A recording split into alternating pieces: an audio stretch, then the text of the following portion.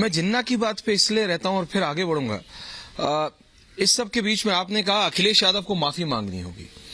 इस सब के बीच में एक और व्यक्ति आ जाते हैं और बहुत पढ़े लिखे हैं, बैरिस्टर असाउद्दीन ओवैसी AIMIM के, जिनको आपने नाम आप बहुत ज्यादा लेते नहीं रैली में, लेकिन आपने कहा कि सपा के एजेंट बने घूम रहे। देखिए, सवाल सिर्फ एक छोटा सा बाबा, वो कहते हैं भाई समाजवादी पार्टी कहती है ओवैसी आपकी टीम भी है, आप कहते हैं ओवैसी उनकी भी है। ओवैसी है किसके ये किसी को नहीं पता। ओवैसी काम किसके लिए करते हैं? समाजवादी पार्टी कहती है कि भाई वो जानबूझ के ऐसे मुद्दे उठाते हैं जिससे कि बीजेपी को फायदा हो। आप कहते हैं वो इसलिए उठाते हैं ताकि सपा को फायदा हो, लेकिन जनता को तो गुमराह करने की कोशिश हो रही है बाबा। देखिए, ओवैसी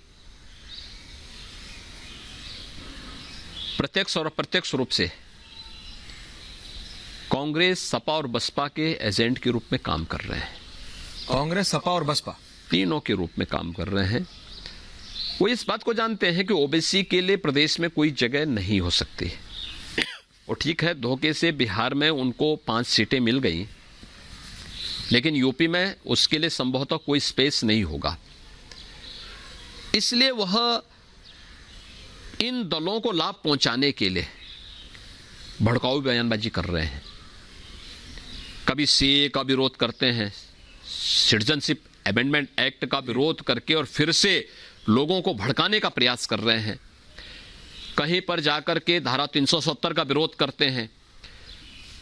कभी अयोध्या, आपको लगता नहीं कि श्री अखिलेश यादव जी की और श्री ओवैसी की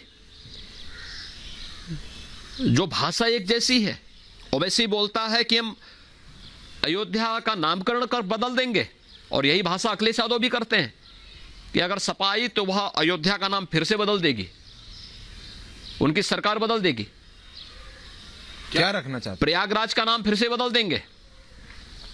ये दोनों की भाषा एक है, दोनों के बयान एक हैं, दोनों के कार्य एक जैसे हैं, इसलिए दोनों एक दूसरे के पूरक हैं, दोनों में कोई भी अंतर नहीं है। अयोध्या से इतनी नफरत क्यों है इन लोगों को, आपको क्यों लगता है?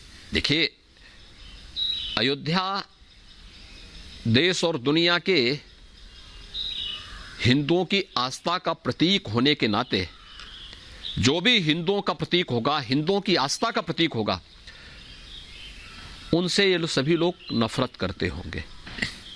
इनको अयोध्या से इसी बात को लेकर के नफरत है।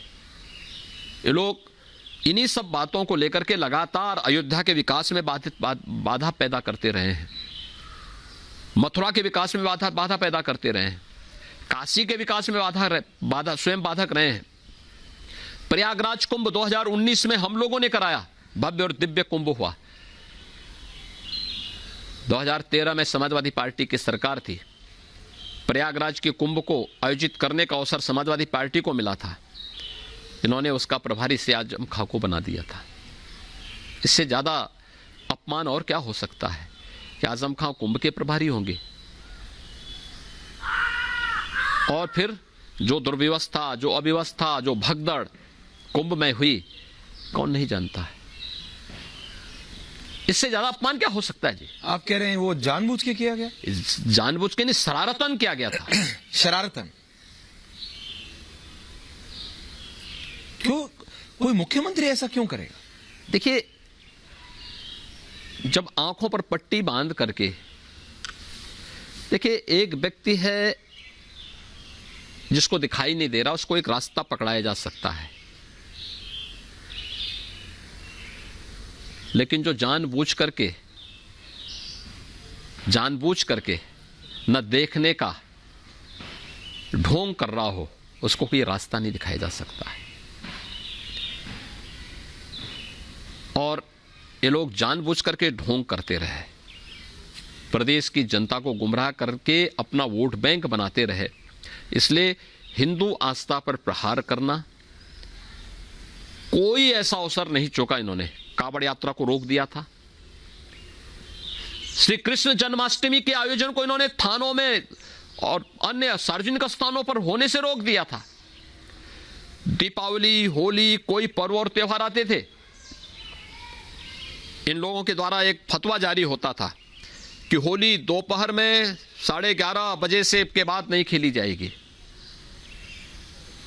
कावड़ यात्रा में नहीं निकलने देंगे, तब कोरोना नहीं था, लेकिन कावड़ यात्रा यूपी के अंदर नहीं निकल पाती थी।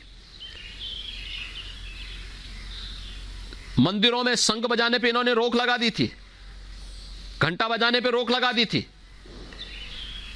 यानी तालिबान का एक नया संस्करण ये लोग पैदा कर रहे थे, और स्पीकर फोन और पे नहीं। जनता ने इसीलिए इनको उनकी जगह पहुंचाया है। ये तालिबानीकरण किसी भी स्थिति में स्वीकार्य नहीं, और इसीलिए आप देखते होंगे समाजवादी पार्टी के बयान कभी कभी तालिबान से मिलते हुए जाते हैं। तालिबान ने जब काबुल पे कब्जा किया, समाजवादी पार्टी के नेताओं ने उसका स्वागत किया। इससे ज्यादा शर्मनाक क्या हो सकता है।